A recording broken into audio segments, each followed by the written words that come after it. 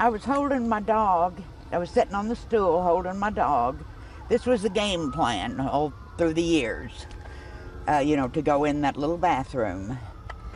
And the electric never went off because the electric went off in the bathroom about the same time I felt the stool come up out of the floor.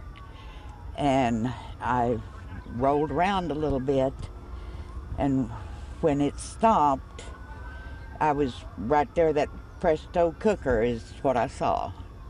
You were lying there in the rubble. And I never lost consciousness, and I hollered for my little dog, and he didn't answer or didn't come, so I know he's in here somewhere. But it was there and it was gone. Just no time.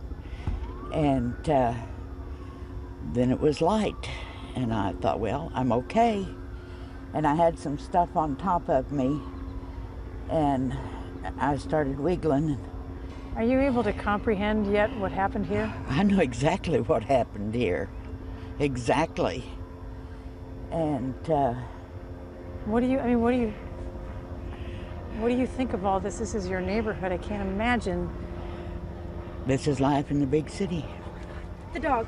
The dog. Hi, puppy. The dog.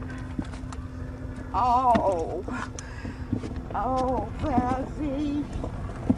Oh, Bessie. Bless your little bitty heart. Help me. Help Megan. Oh, Bessie. Oh.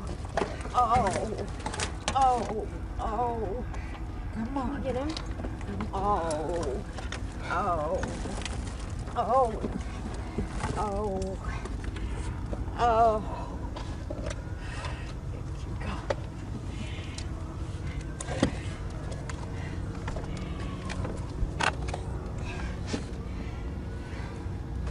Well, I thought God just answered one prayer to let me be okay. He answered both of them. Because this was my second prayer. Poor little thing. Poor little... I'm so glad.